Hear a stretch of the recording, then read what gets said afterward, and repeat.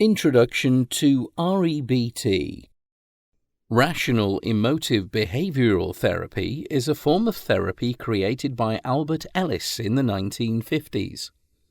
It's based on the premise that when we become upset, it's not the events themselves that upset us, it's the beliefs we hold which cause us to become angry, depressed, or anxious.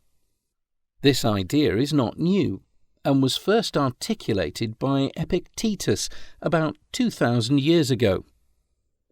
He said people are disturbed not by events, but by the views which they hold of them. According to Albert Ellis, most people want to be happy, whether they're alone or with others.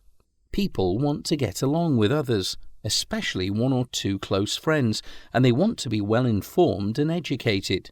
They want a good job and to enjoy their leisure time.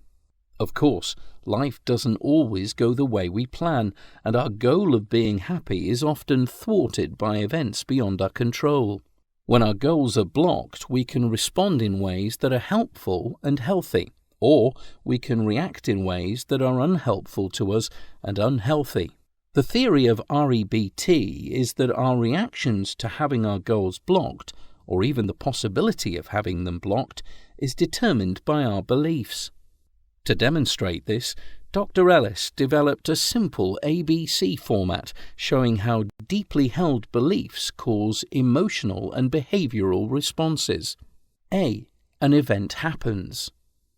B. You have a belief about the event. C. You have an emotional reaction to that belief. For example, A. Your employer falsely accuses you of stealing money from the company and threatens to fire you. B. You believe they have no right to accuse you and are therefore a terrible person. C. You feel angry. If a different belief is held, then the emotional response to the event would be different. A. Your employer falsely accuses you of stealing money from the company and threatens to fire you. B. You believe you must not lose your job. It would be unbearable. C. You feel anxious rather than angry. The ABC model shows that A, the event, does not cause C, the emotional reaction. It is B, the belief, which causes C, the emotional reaction. In the example, it's not the employer's false accusation and threat that makes you angry. It's your belief that they have no right to accuse you and they're a terrible person that makes you angry. In the second example, it's not the accusation and threat that makes you anxious. It's the belief that you must not lose your job and it would be unbearable that makes you anxious. Although we all express ourselves differently, Albert Ellis shows that the beliefs which provoke an emotional reaction are all variations of three common irrational beliefs. Each of the three irrational beliefs contain a demand about ourselves, others, or the world in general. He named these three basic irrational beliefs the three musts. The first must. I must do well and win the approval of others for my performance, or else I'm no good. The second must. Others must treat me considerately, fairly and kindly, and in exactly the way I want to be treated. If they don't, they're no good, and they deserve to be condemned and punished. The third must. I must get what I want, when I want it, and I must not get what I don't want. It's terrible when I don't get what I want, and I can't stand it. The first belief is associated with anxiety, depression, shame, and guilt. The second is associated with rage, passive-aggressive behavior, and acts of violence. The third is associated with self-pity and procrastination. Ellis says that it's the demanding nature of these irrational beliefs that causes the problem. Less demanding and more flexible beliefs lead to healthier emotions and more helpful behaviors.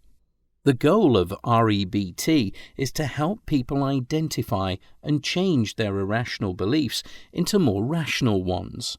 When others help us by asking questions to dispute our irrational beliefs, such as, where is it written that others must treat you fairly? Or, why must you win everyone's approval? then we can become aware and can work towards changing them. Although it's unlikely that we can entirely eliminate the tendency to think irrationally, we can certainly reduce the frequency, duration, and intensity of our beliefs by developing the following 3 insights. First, we don't merely get upset, but we mainly upset ourselves by holding inflexible and irrational beliefs.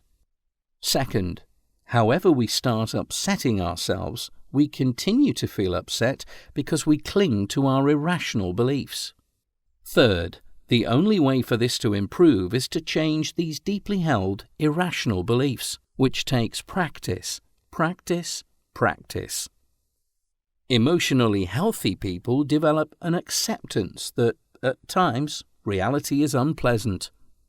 REBT takes this acceptance a step further and aims to help people develop 3 types of specific acceptance: unconditional self-acceptance, unconditional acceptance of others, and unconditional life acceptance.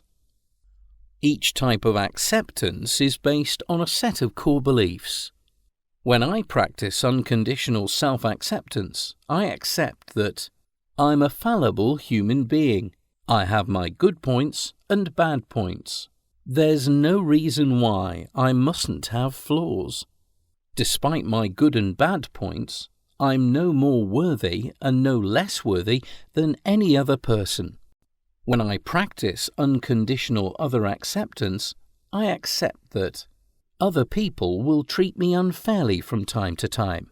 There's no reason why they must treat me fairly. People who treat me unfairly are no more worthy and no less worthy than any other human being. When I practice unconditional life acceptance, I accept that life doesn't always work out the way I'd like it to. There's no reason why life must go the way I want it to. Life isn't necessarily pleasant, but it's rarely awful and nearly always bearable. There is a growing body of evidence to show REBT is effective at reducing emotional distress. When Albert Ellis created REBT in the 1950s, he met with much resistance from others in the mental health field.